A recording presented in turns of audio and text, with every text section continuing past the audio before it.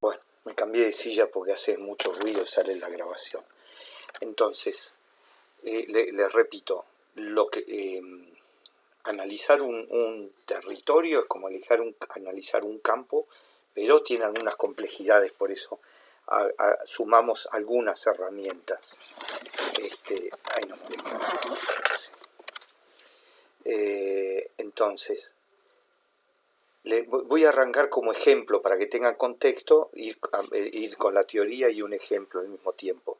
A nosotros nos salió en la dirección de lechería hacer un estudio de las posibilidades de desarrollo de la lechería en todo el NEA, o sea, en Formosa, Chaco, Corrientes y Misiones. Es un trabajo bien de desarrollo territorial, con la mirada, insisto, de desarrollo territorial, porque si no hubiéramos diseñado desde el ministerio que hay que hacer vacas, ordeñadoras, etcétera, todos esos planes que hacemos los agrónomos. Entonces, como era desarrollo territorial, dijimos, bueno, vamos a ir al territorio y vamos a estudiar por dónde viene el desarrollo de la lechería en el NOA. Entonces, ¿qué herramientas tenemos? El abordaje sociológico, que es lo que vemos en la teoría que dio José, y la estructura agraria. Son dos elementos fundamentales para el diagnóstico. O sea, primero hay que hacer un estudio de diagnóstico, entrarle al territorio. ¿Qué es el abordaje sociológico? Trabaja con las ramas de la sociología agraria y social rural, donde te diferencia lo rural de lo agrario, se acuerdan que ya lo dio José, y tiene como objeto principal las relaciones y los vínculos sociales entre los actores, o sea, entre los productores y los productores con la comunidad, los productores con el gobierno, los productores con el INTA.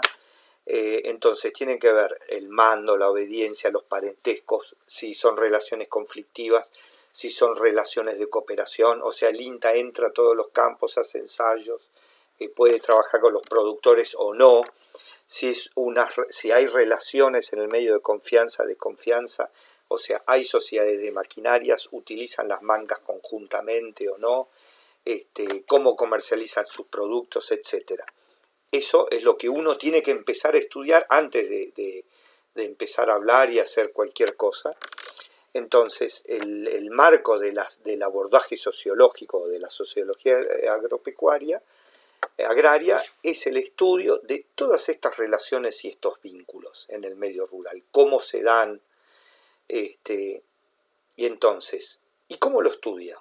Bajo tres patas: los actores sociales, quiénes son, cómo son, qué grado de poder tienen, qué grado de poder y de implicancia, o sea, en el caso concreto nuestro, tenemos que ver, bueno, para las lecherías, para la lechería de Formosa, ¿quiénes son los que se meten? Por ejemplo, en Formosa los actores importantes, los actores sociales que tenían, eran la gente de agricultura familiar, y ahí entraba muy fuertemente la universidad, cosa que no es común, pero la universidad tenía control lechero y le entraba a los productores. Después el gobierno provincial era fuertísimo. Vos te ibas a Misiones y los actores sociales cambiaban. La agricultura familiar de Misiones era muy fuerte, entonces ya tenías otros actores. La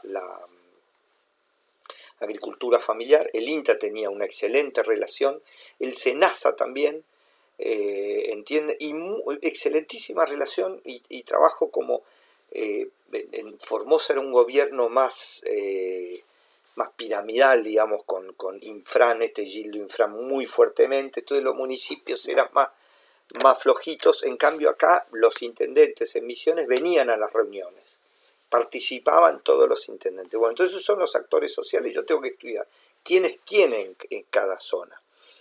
Tenés que estudiarlas a través del abordaje sociológico, las desigualdades socioespaciales, los desequilibrios regionales, incluso ahí comparábamos las provincias, las cuencas mismas, dentro de Misiones. ¿Se acuerdan que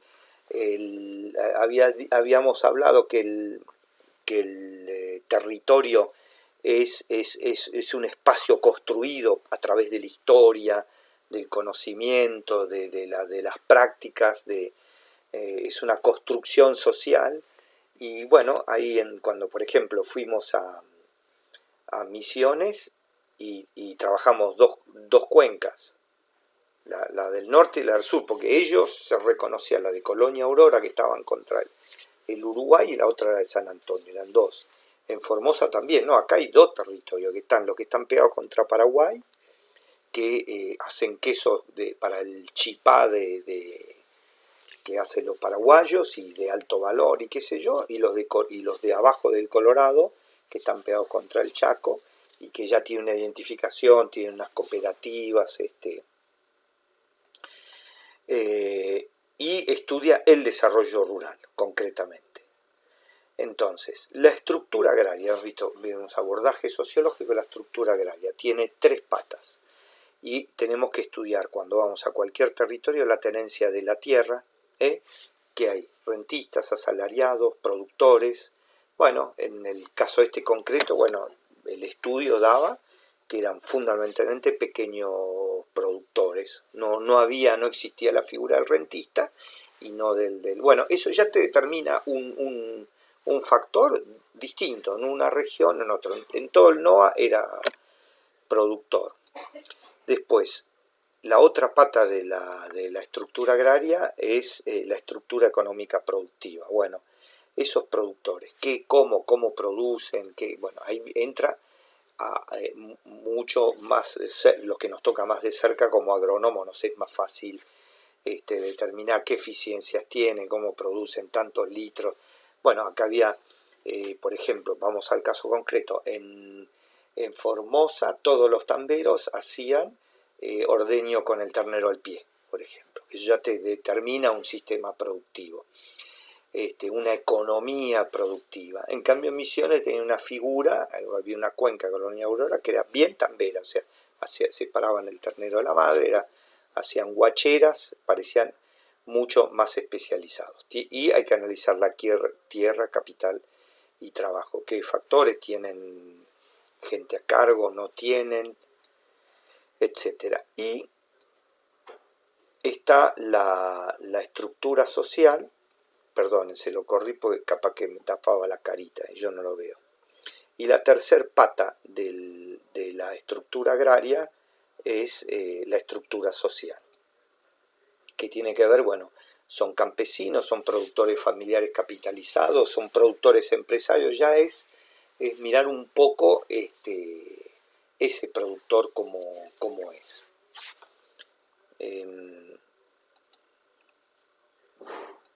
Entonces, ¿cómo se hace?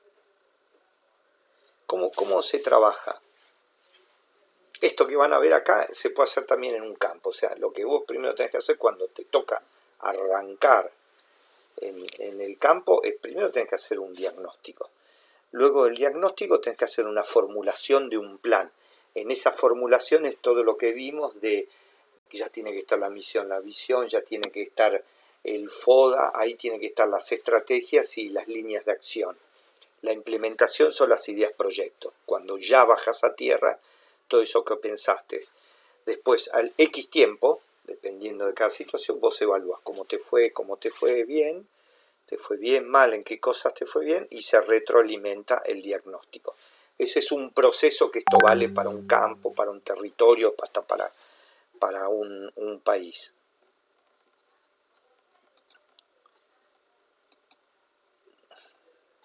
Estos procesos de planificación siempre,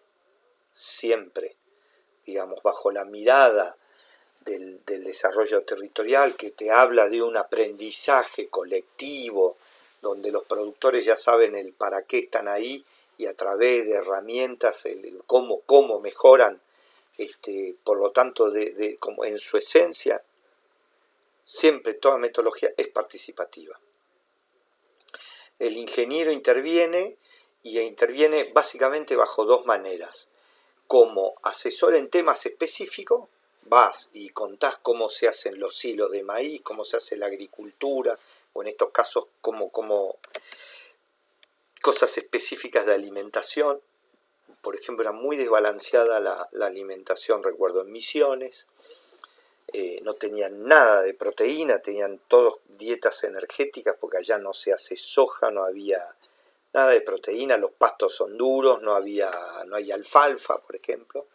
Bueno, entonces el asesor interviene eso, puede ser contratado para esos. Y si no, el otro trabajo importante es como facilitador.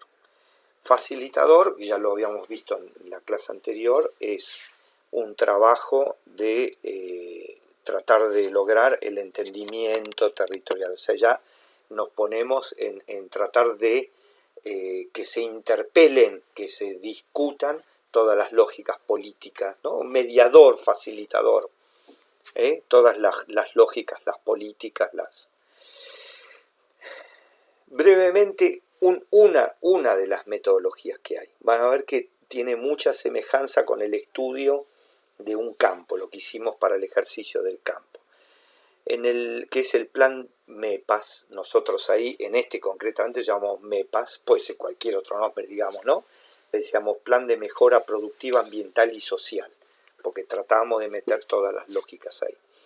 Bueno, el plan lo primero que hacíamos por territorio, no todo el NEA, sino nos íbamos a las dos cuencas de Formosa, a la cuenca del Chaco que está en Villa Ángela en el sur, en Corrientes íbamos a Corrientes Capital porque ahí se arrimaban, y Misiones íbamos a las dos cuencas, a la de San Antonio que queda al noreste y la de Colonia Aurora pegada contra el río Uruguay. Entonces, hacíamos talleres y lo primero que hacíamos era la sensibilización. Quieren laburar en hacer un programa de desarrollo en que intervengamos todos, o sea, se charla con los productores y las fuerzas vivas, ¿no? Hasta que tengamos la aceptación. Che, mira, podemos trabajar en conjunto para estar mejor. No es problemático, esta parte, por lo menos yo no la veo de las más. Todo el mundo quiere mejorar y estar mejor, no lo veo, la sensibilización. Yo por lo menos no la veo complicada. Segundo paso, tenemos que hacer el análisis, o sea, con los actores, con los del INTA, con toda la descripción, estudiar la estructura agraria y el abordaje sociológico. Todo esto que explicamos recién. Bueno, lo tenés que poner en un papel, discutir, verlo y en cada cuenca. Entonces vos tenés que tener el papel donde te va a ayudar a pensar y fundamentar todo lo que hagas después. El tercer paso es algo muy parecido, la metodología esta que nos hacían estudiar, proviene del Banco Mundial y nosotros en el Ministerio la adaptamos un poco, es de la metodología clúster. Te hacen hacer hincapié en dos cosas. La limitante, si querés, son las amenazas, las amenazas junto con las debilidades, y el espacio de mejora. El espacio de mejora son las fortalezas, pero en realidad con una mirada de ver de las cosas positivas que tiene, dónde puede mejorar más. Por eso se llama espacio de mejora. Acá es muy importante la visión del técnico, las lógicas técnicas, ¿no? Donde ahí intervienen, donde ahí empieza el debate, que generalmente no son las mismas que dicen los productores. Esa es una parte muy rica de la discusión. Entonces, ya tenemos las limitantes y el espacio de mejoras, se pasa a discutir con los del INTA, o sea, con los técnicos, con los productores, cuáles son las oportunidades. La oportunidad básicamente es ver por dónde está el crecimiento y el desarrollo, y se mira mucho, bueno, el mercado. Bueno, ¿yo qué puedo vender acá? ¿A quién puedo vender? ¿Dónde me puedo agrandar? Me puedo agrandar en queso, en este caso, ¿no? Eran lácteos, ¿no? Entonces estudiaba las oportunidades. La industria, por ejemplo, pues está todo el territorio. En la industria se había visto una gran oportunidad, que las cooperativas son muy chicas, y unirse en la elaboración de un producto, hacer algún producto para tener escala. Por ejemplo, se había discutido que podía llegar a ser dulce de leche, no se concretó, ¿no? Pero es una oportunidad de agarrar un producto entre las 4 cooperativas como oportunidad. Ya una vez analizadas las oportunidades, acá viene algo muy importante, que esto para un establecimiento lo podemos hacer. se analiza la matriz de brechas de las oportunidades. ¿Qué es la matriz de brechas de las oportunidades? Uno se pone, y acá también pesa mucho la mirada técnica y la mirada empresarial, es donde se contraponen los requisitos de esa oportunidad con las capacidades del territorio para cumplir esa gran oportunidad que vemos. Por ejemplo, me acuerdo una perfecta en un trabajo, la cuenca lechera de Trancas, Tucumán, que queda pegadito a Salta. La gran oportunidad que vieron los productores en ese momento, justo 6 meses atrás, se había instalado Danone en Salta, había puesto la industria. Danone es reconocida en la Pampa Húmeda, es el que más paga, el que hace los yogures, bueno, esos postres ricos, bueno, tiene fama de ser el mejor pagador. Entonces cuando llegó allá al NOA a instalarse en Salta, a todos los productores se le pusieron los ojos así. Entonces pusieron la oportunidad, esa oportunidad. Pero cuando se pusieron a ver las capacidades para cumplir con los requisitos, justamente Danone paga mucho, pero es muy exigente la calidad. Entonces vieron que no llegaban. Entonces, en esa matriz de brecha ya se empezó a dudar en el próximo encuentro que se llama la priorización de las oportunidades. ¿Qué se hace en la priorización? Se estudia el atractivo y la factibilidad. Entonces, cuando la matriz de brecha se anotaron, bueno, Danone es una gran oportunidad, pero tiene un requisito muy alto en cuanto a la calidad de leche. Entonces todos dijeron, cuando se discutían, mira, el atractivo es buenísimo, paga bárbaro, pero la factibilidad es baja. Entonces la importancia estratégica disminuye. Esto se hace con un coeficiente, se multiplica. Se pone el atractivo mejor es 5, el peor atractivo es 1, la factibilidad más fácil es 5 y la menor es 1. Entonces, si vos tenés 5 prioridades, se las numera. ¿Cuál es la mejor? Es la 5 y la peor es la 1 en atractivo, lo mismo en factibilidad. Entonces después le multiplican los dos factores y de ahí surge en la discusión. Esto es maravilloso, ver a los productores discutiendo, y cuando vos le ordenás, porque la factibilidad y el atractivo lo ponen ellos y los técnicos y ellos.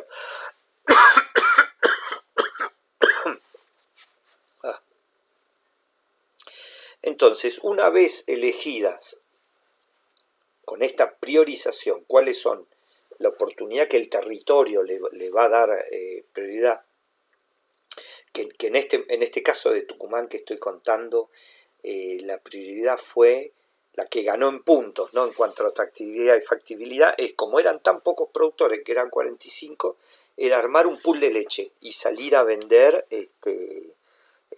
todos juntos como cuenca. Y mejorar la institucionalidad, ¿no? Mejorar esa mesa lechera, porque no querían llamarse pool, digamos, esa mesa lechera.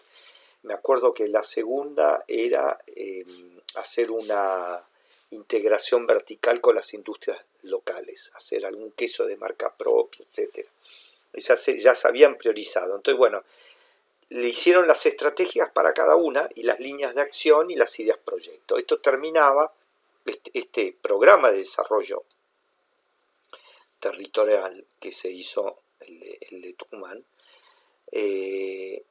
después de llevar esta manera de discusión con los talleres, se pudo lograr un entendimiento y en ideas proyecto, que terminaron, que pudieron contratar un gerente que los organizó como... gracias. Se consiguieron un gerente que los organizó como mesa lechera y empezaron a trabajar. Antes lo hacían, pero mejor colectivamente. La segunda oportunidad, por ejemplo, habían decidido hacer un queso de la estrategia de alto valor. Bueno, hicieron un queso prebiótico con el CONICET de Tucumán, que era el Cerela, le pusieron una marca a los productores, hicieron un arreglo con la industria se lo fabricaban y bueno, se repartieron el negocio, o sea, llegaron a un entendimiento. Quería agregar una cosita que es ¿quiénes lo hacen? Que esto no lo había dicho. ¿Cómo se hacen? ¿Cómo trabajan? Si a alguno de ustedes le toca ser facilitador. Bueno, lo hacen con los productores, un grupo impulsor, porque generalmente no van todos los productores a todos los talleres, pero por eso se le llama grupo impulsor, los más líderes, donde ahí se discuten y se debaten, es el centro de la escena, donde se discuten las lógicas y las necesidades y las oportunidades de los productores, que después le suman, a través los van sumando a este grupo impulsor, a los políticos, los proveedores de insumos, a los intendentes, ¿entienden? Uno va manejando las reuniones, arranca solo con los productores, pues va sumando. Y también se tiene que hacer un grupo técnico, donde se discutan las lógicas técnicas, que va aparte de los productores.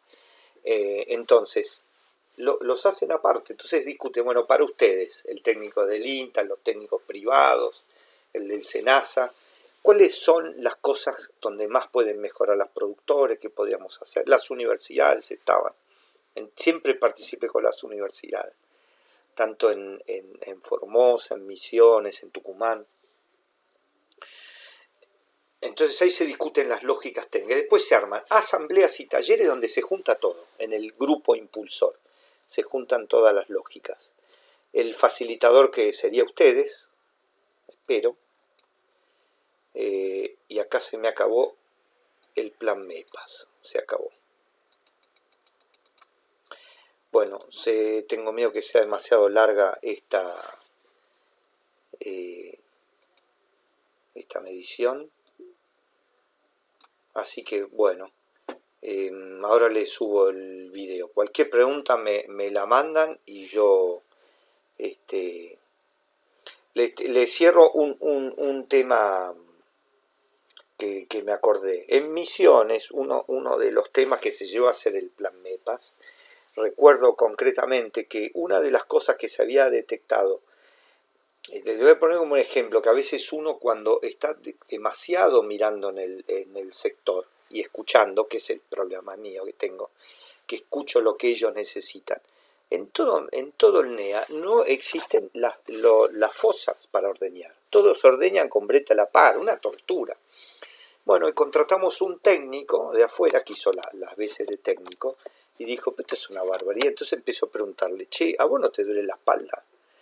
Si vos podrías laburar parado, ¿no laburarías? Empezó a provocar a los...